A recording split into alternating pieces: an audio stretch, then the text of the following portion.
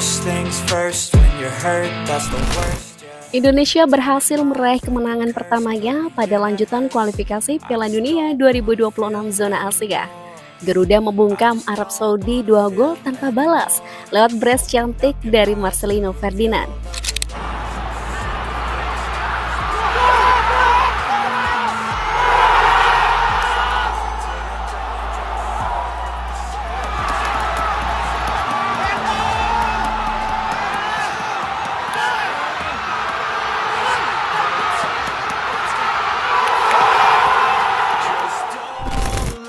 Kemenangan itu membawa Indonesia naik ke peringkat 3 klasemen sementara grup C dengan koleksi 6 poin. Di waktu yang bersamaan, Jepang menunjukkan superioritas mereka setelah melibas Cina dengan skor 3-1. Hasil itu membuat Samurai Biru hampir bisa dipastikan lolos ke Piala Dunia 2026. Jepang hanya butuh 1 kemenangan lagi untuk mengunci posisi puncak di klasemen grup C. Sementara di pertandingan lain, Bahrain gagal mempertahankan keunggulan mereka dari tim tamu Australia. Bahrain sempat tertinggal 0-1 lewat gol cepat Kusini Yenggi di menit pertama. Namun Bahrain berhasil comeback di babak kedua lewat 2 gol cepat di menit 75 dan menit ke-77.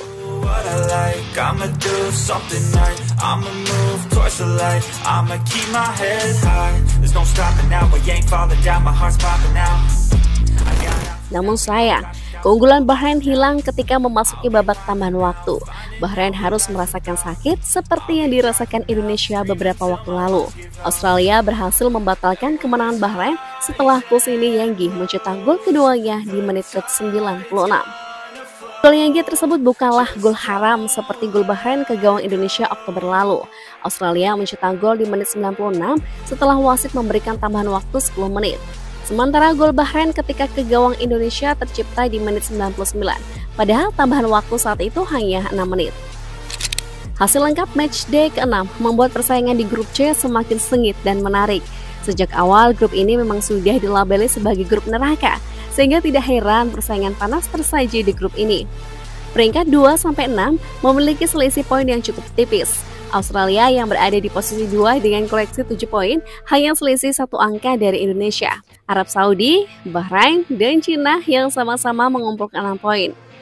Situasi di grup C ini membuat semua tim termasuk Indonesia masih berpeluang merebut posisi runner-up grup untuk mengamankan tiket langsung lolos ke Piala Dunia 2026. Indonesia yang saat ini menempati posisi ketiga, jadi tim yang paling berpeluang mengkudeta Australia di peringkat 2. Apalagi Garuda dan Scorus akan saling berhadapan di matchday ke-7 Maret mendatang. Jika Indonesia mampu mengalahkan Australia, maka secara otomatis peringkat 2 akan jatuh ke tangan Garuda. Mengalahkan Australia memang bukanlah perkara mudah bagi timnas Indonesia, namun juga bukan hal yang mustahil.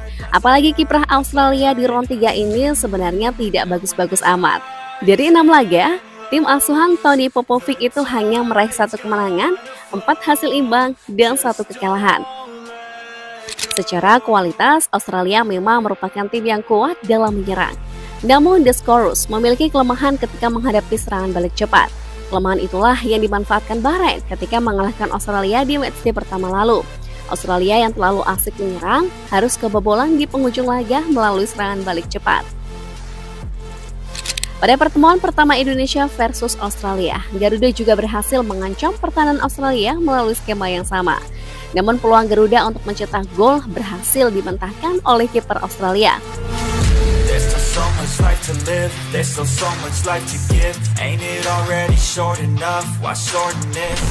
Menghadapi Australia Maret mendatang, timnas Indonesia kemungkinan akan lebih menyulitkan dibanding sebelumnya.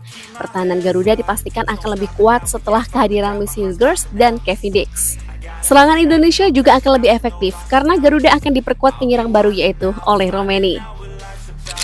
Jika timnas Indonesia mampu menunjukkan permainan seperti ketika menghadapi Arab Saudi, maka Garuda memiliki kans untuk mengalahkan Australia Maret nanti.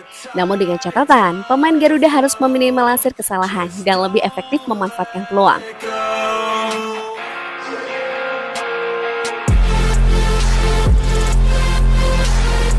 Untuk bisa finish di peringkat 2, mengalahkan Australia saja tidaklah cukup. Minimal Marcelino dan kawan-kawan juga harus bisa meraih poin penuh ketika menghadapi Bahrain dan Cina.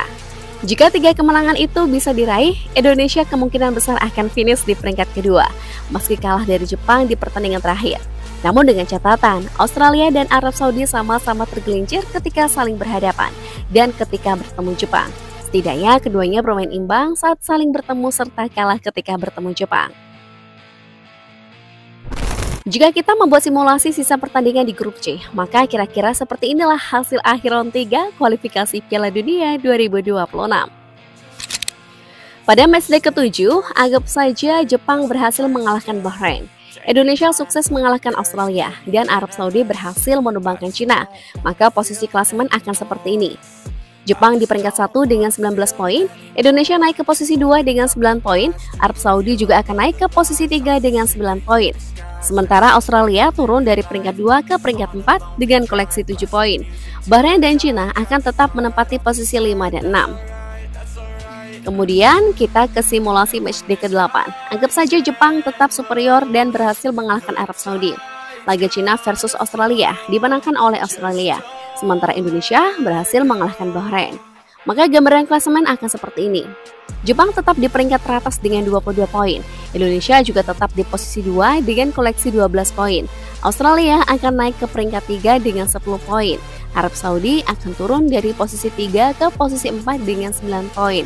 Sementara posisi Bahrain dan Cina tetap di posisi 5 dan 6. Kemudian kita ke simulasi matchday ke-9.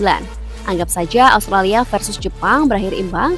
Laga Bahrain versus Arab Saudi berhasil dimenangkan Arab Saudi, sementara Indonesia berhasil mengalahkan Cina. Maka gambaran klasemennya akan seperti ini. Jepang tetap di posisi pertama dengan koleksi 23 poin. Indonesia di posisi 2 dengan koleksi 15 poin. Arab Saudi kembali naik ke peringkat 3 dengan koleksi 12 poin. Australia turun ke peringkat 4 dengan 11 poin. Sementara Bahrain dan Cina tetap di posisi 5 dan 6.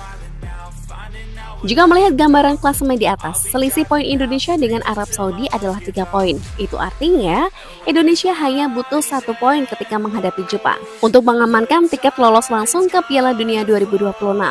Namun meskipun Indonesia kalah atas Jepang, Indonesia akan tetap di posisi kedua, asalkan Arab Saudi tidak menang dari Australia.